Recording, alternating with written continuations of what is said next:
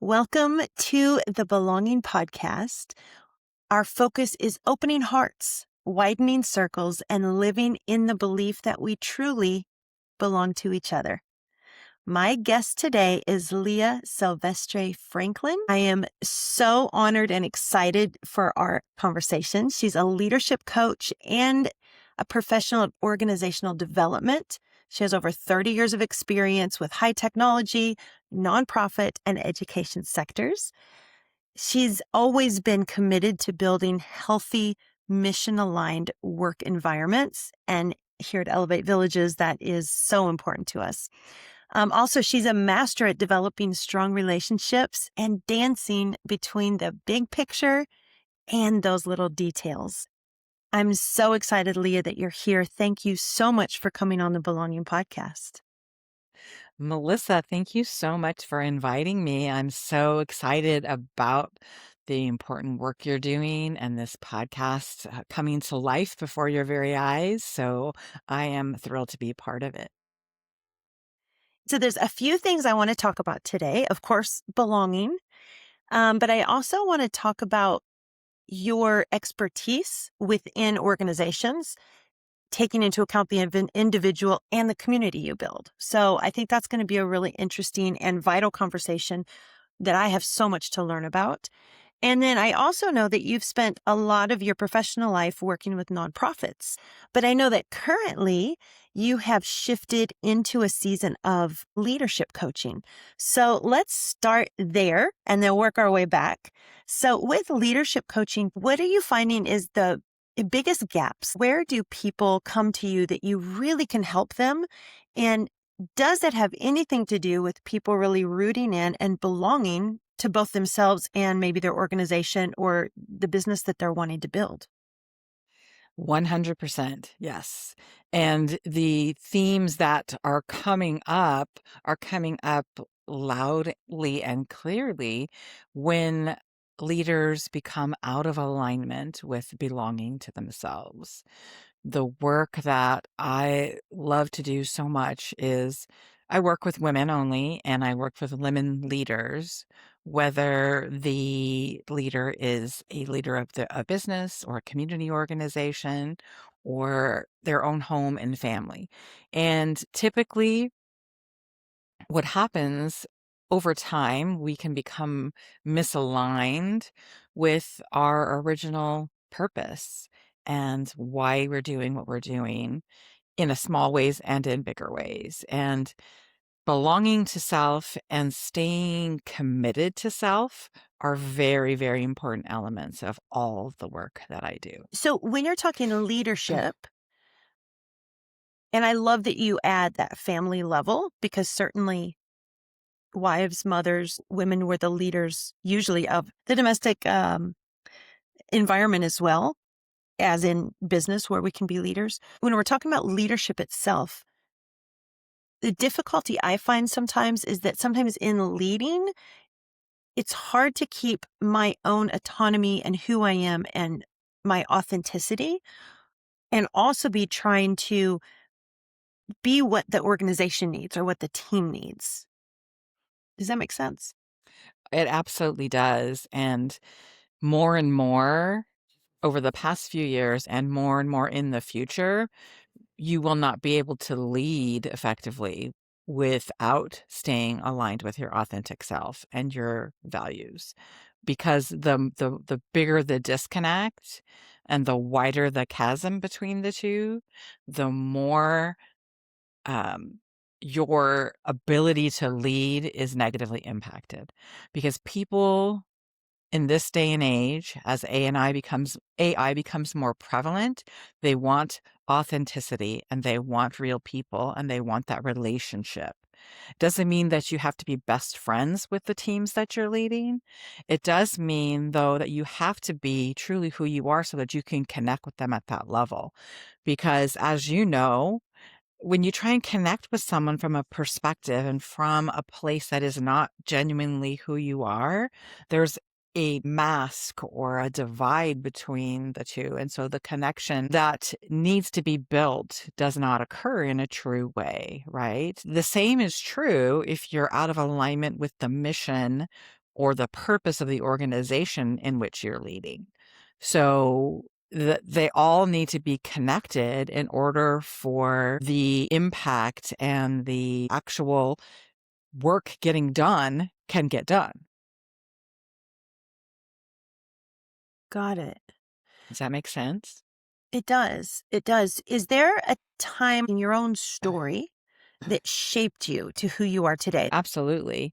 I started out working, my background is business. I have an MBA, but I started working when I was 16 full time ish. I moved out when I was 17. I did a bunch of part-time jobs to try and, make ends meet. I ended up getting a job, going to school at night, half-heartedly, if you will, trying to get some college under my belt because I knew it was the right thing to do, not because I loved school, but I also wanted to, I love to learn. I'm a forever learner.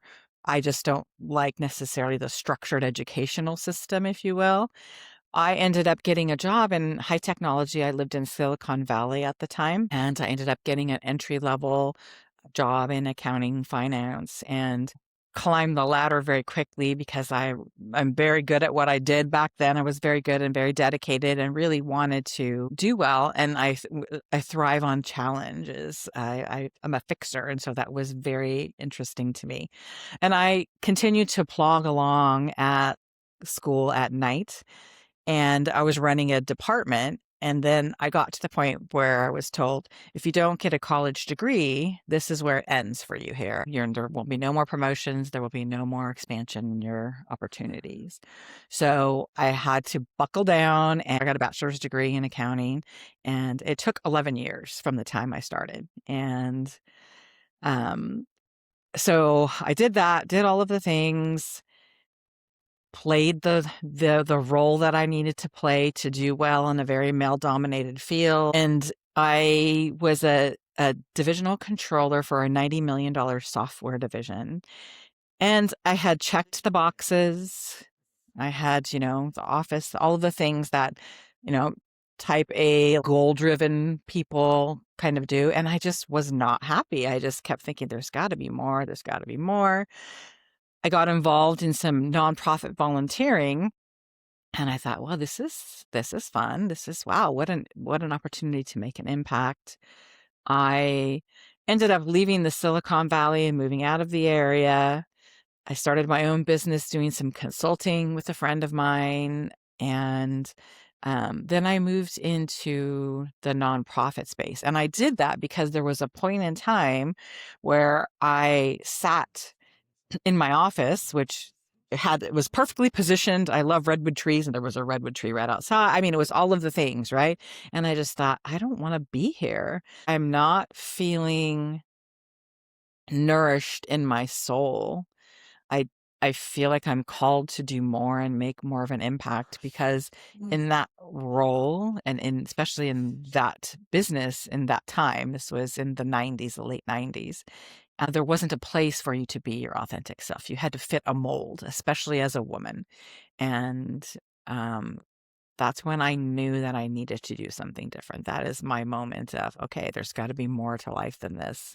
And I don't want to continue to feel like I'm fitting into someone else's box. Mm. What were the fears that kept you, like, what were those things you had to battle to stay in the box, maybe certainty, safety, whatever? Like, what were your fears that you had to overcome to get out of that box and truly be yourself?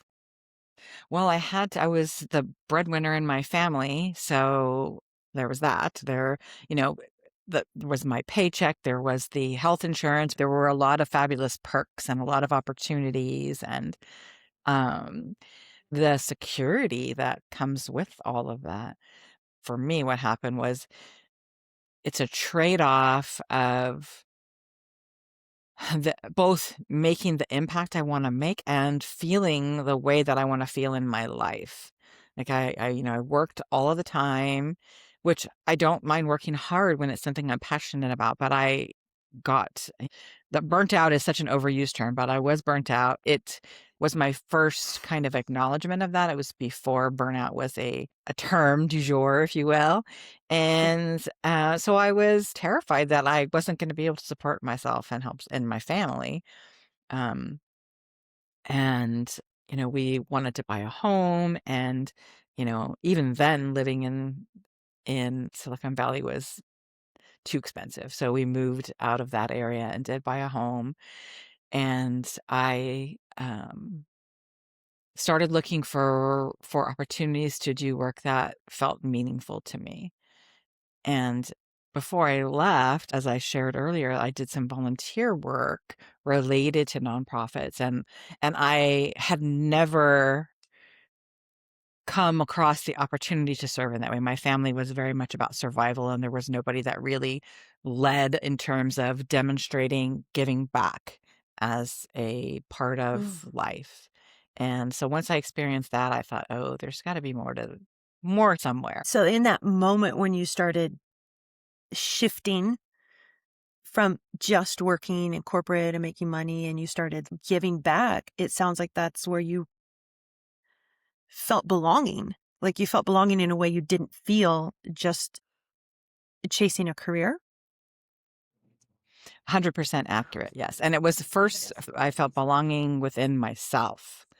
I've never have really felt like I truly fit in or belonged anywhere in any kind of group or oftentimes in my own family, but my family of origin. And I knew that there was a bigger purpose for me and that I deserved and wanted to feel like I was making an impact and feel better about it, not just like Mm. getting up and doing the drudge kind of a thing.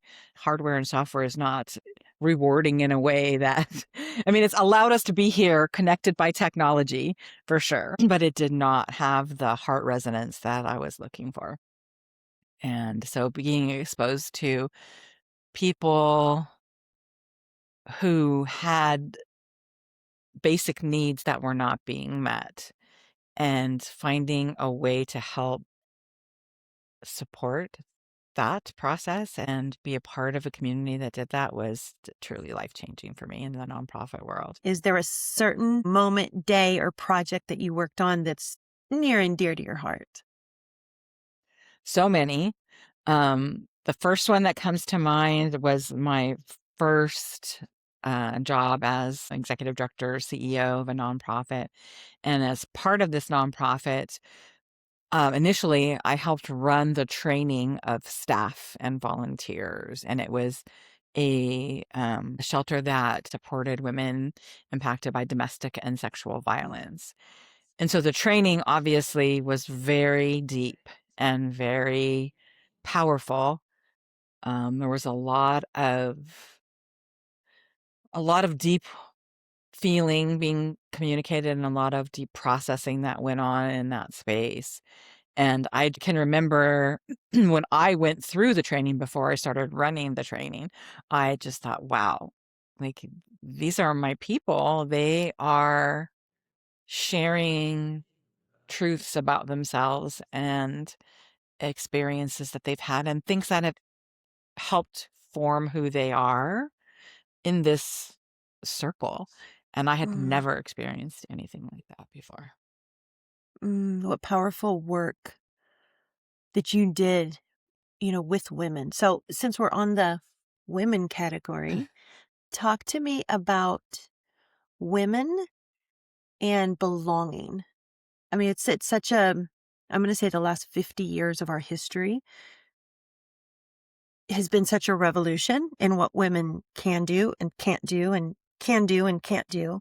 Like I'm just thinking all these scenarios are coming to mind, how things have changed for the better and how perhaps in becoming that, we've sacrificed a lot of who we are. So women and belonging and the journey, whatever comes up for you, I would love to hear you talk about that. That is at the heart of everything that I do, whether it is obvious, whether it is forward facing or buried within all of the work that I do with women. Because yes, to all of the things that you said, and at well, a few years ago, we were probably at the high point of all of the things that we had opportunities to do and access to do as women. We've gone backwards, unfortunately, in the last few years. But and with that, and I, have been working for a very long time, and so I've seen kind of the shifts, and it hasn't been as, especially related to women in power, the shift has not been as vast as many people would like it to Mm. be. And just in terms of equity in pay, equity in access, equity in the way that we're treated, the expectations around women's roles have not changed in the same way, right? So if you look at a chart, they're not kind of going up and to the right in the same direction at the same degree of pitch, It's if like you the will. opportunity and the expectation. Yes. Like, Right. And if you look yeah, at a okay. woman's life holistically, right?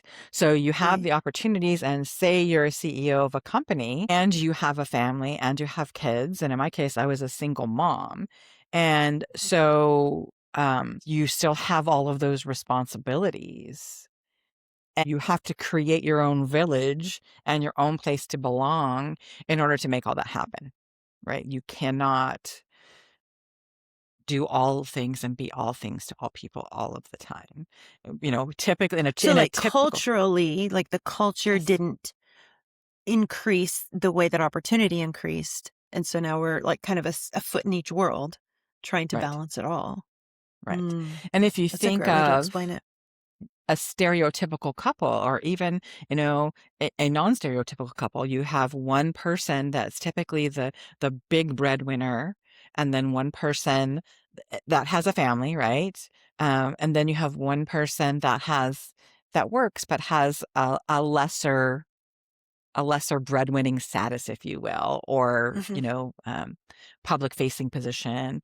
And so the secondary person, who is an at-home person or someone that is, not working in such a big job, all of the responsibility falls to them for meal mm. planning, for grocery shopping, for child care, child arrangements, and doctor's appointments. And this again is a very stereotypical arrangement and is not true in all cases. However, the majority of the work still falls to one of the people in the relationship.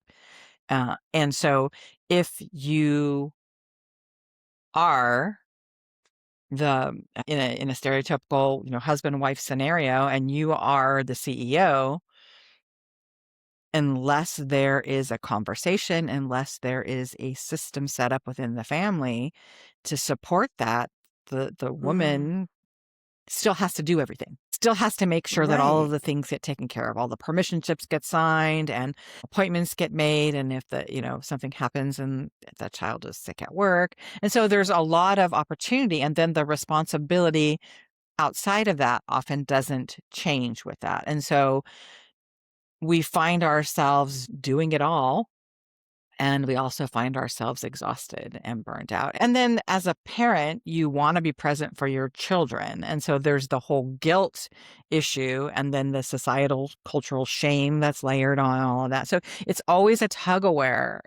And I was in a group coaching session this morning. And one of the things that I was talking about working on was cognitive dissonance, right? So all of the things and the weight that goes on in your brain when you have a million things that need to get done. Yeah.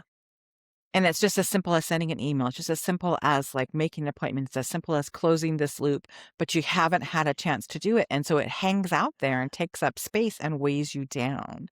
So if you multiply that across running a company, owning a business, having a family, raising children, and all of that, that's related to that, the load is heavy. Mm. So when I work with women, we spend a lot of time. I have a framework that I use in all that I do, and it's presence and purpose give you power to make the impact that you're here to make.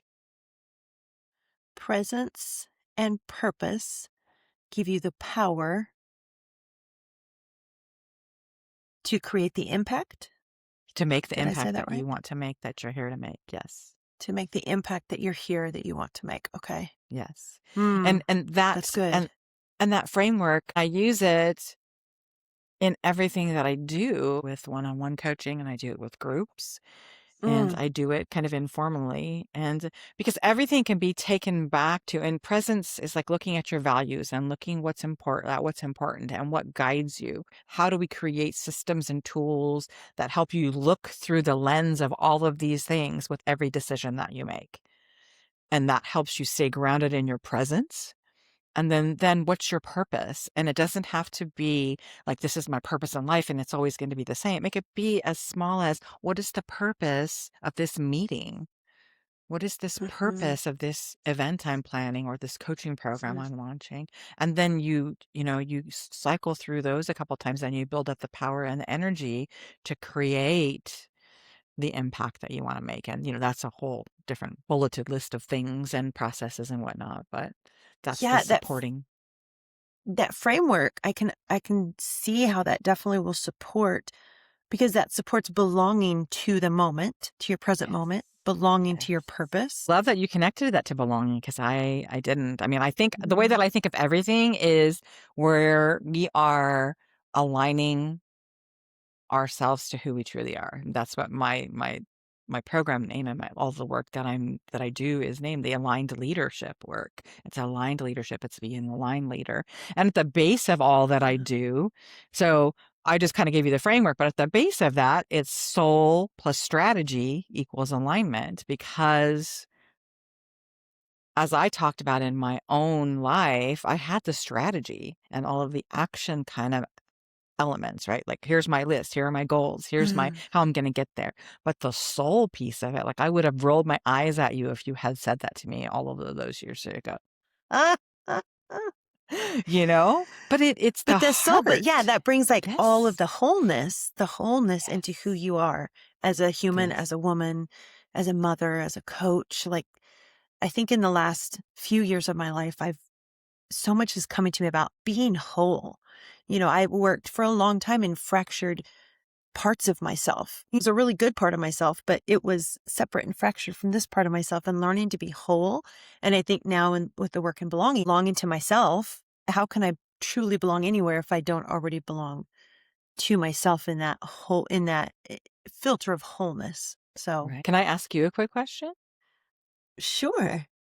I am curious because then I was looking forward to this opportunity a lot, and I didn't listen to any of your other stuff because I really wanted to come in with a clean slate. I will go back and listen to them now, but I didn't. I wanted to come in with a fresh slate, and I not love that. be predisposed in my answers.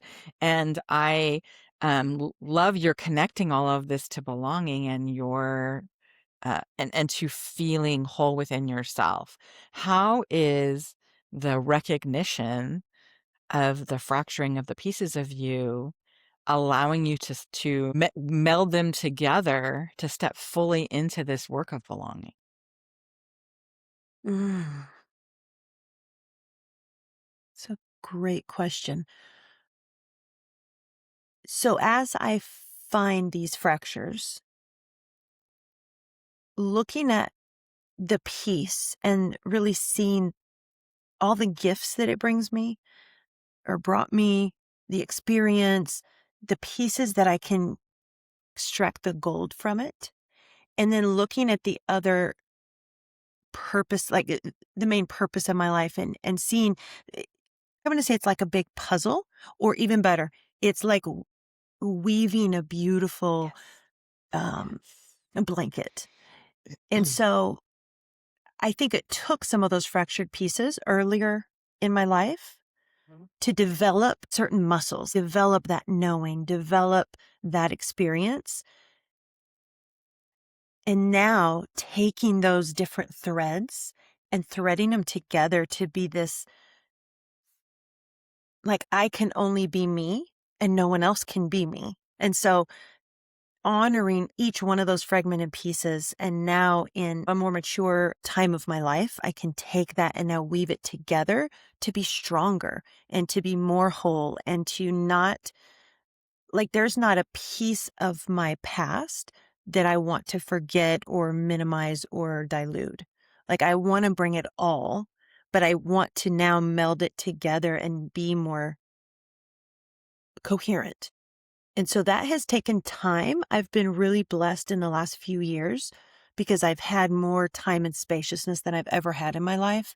And so it's given me a lot of time for contemplating and thinking and talking to really brilliant people like you, and then going away and having time to sit with that and reading more and just learning more, being more curious than I've ever been in my life. And that's helped me bring those pieces together. I love that so much, and, I'm intuitive, and when you were describing that, the vision that I got, the visual is, the weaving the threads of a tapestry Mm, of beautiful colors and textures. I could see gold, like real gold mm, thread, and how it is so unique to you, and yeah. how it takes all of the pieces. Like you said, you wouldn't change any of that, and I totally agree, and I believe we need to come to that point, especially as women, because that's where our strength comes from. Yeah. Those without those threads, the tapestry would be lacking. It would be missing, it would have gaps. Right. So, Do you, yeah. yeah, do you find, I was talking to someone the other day, if we were talking about like the hardest times in our life, like the times you would never Mhm. want to go through again, Uh-huh. and how like that's where the strength came, Yes. that's where the growth Yeah. came. Can you Mhm. see that in your own life? Oh, 100%. Yes, 100% yes. Um, because you learn about yourself in ways that you would not otherwise learn. I mean, and you're doing the same thing now. It's very different than the more difficult parts of your life, but you're putting yourself out there in a way that you've never done before because you have a Yeah. higher calling and a vision of what you want to accomplish. Same for Right. me, right? They're not the same visions, but our heart is the same in terms of what we want to accomplish and the level of commitment that we have to that. And I think that people say, there's the whole, born with a silver spoon in your mouth kind of thing. You don't have any, um, the feeling is you don't have the experience to make the hard decisions or take the risks, knowing there could be consequences that you have to live with because you haven't had to deal Yeah. with that. And really going Right. through hard things, that, like, that you're capable of it. And what, like you said, you wouldn't want to do it again. However, you wouldn't change it either Yeah. because it is such an integral part of who we are. And when we're like, for us that, we host podcasts, we work with people individually, work with people in groups, you're running, you have such a big vision for Elevate Villages that is so powerful and you're inspiring people to join you in that. Without the struggles that you face, you would not be able to have the level of commitment, I believe. Yeah. Yeah, I agree. Ooh, so many things. So many things are coming up for me. I want to shift though, Of course. since we're talking Elevate Villages and using all of those pieces and bringing them into strength. So, if I could, I'm going to pick your coach brain for a minute. Of course. Um, when I think about Elevate Villages, and this can apply to any nonprofit or for profit business, the pieces that I'm constantly thinking about are the individual. So, the individual within Elevate Villages will eventually be the people we serve who are youth aged out of foster care. But then there's other individuals. There's individuals who will help us build the villages. There's individuals who will come and help with funding.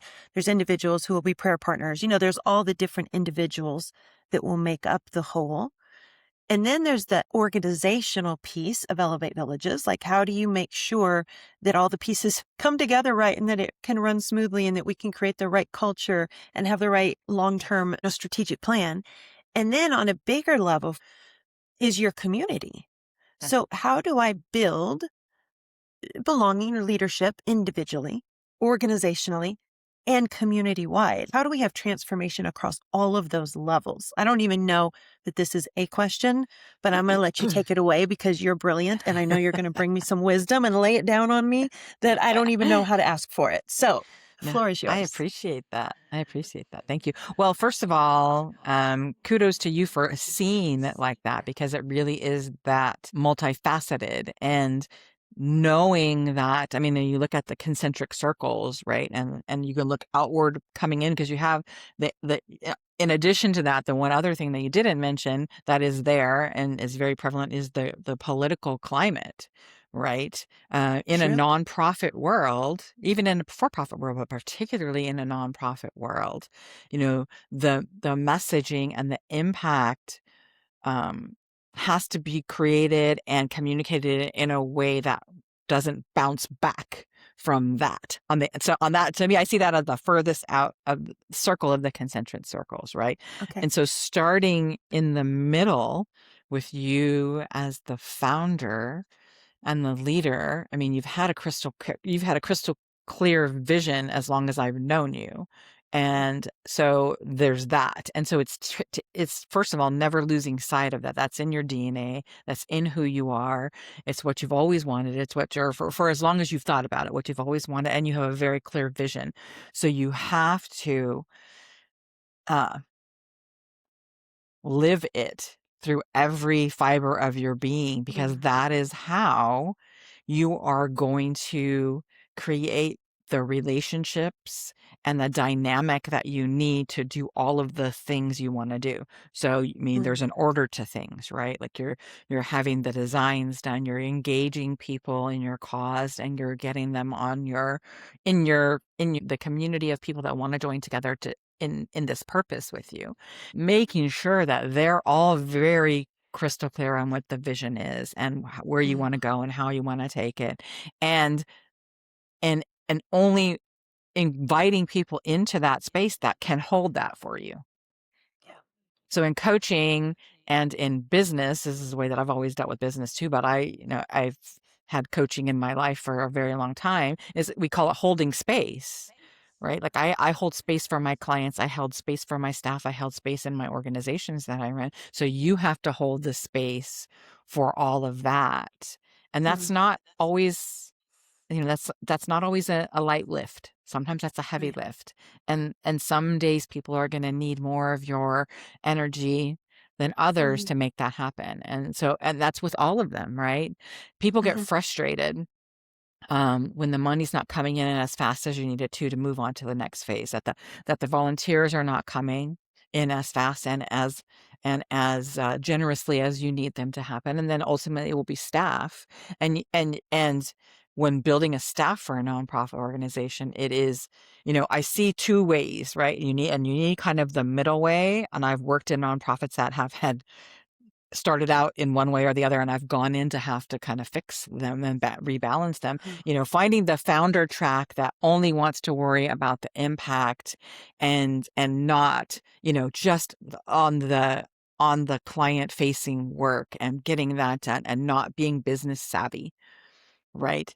Only having a passion for the business and the impact, but not having the mm, forethought that you do about knowing that it's much bigger than that. And it's got to be fiscally responsible and sustainable and all those things. And then on the other path, that's all they can see is how you build a business, and it's got to be business oriented. So it's got to be both. You can't have right. someone that doesn't resonate at the very least and want to be part of the mission and the vision, or that doesn't understand business. Yeah. Right? So, I mean, it's Picking up all those fractured pieces now, Leah. yes, yes, yes.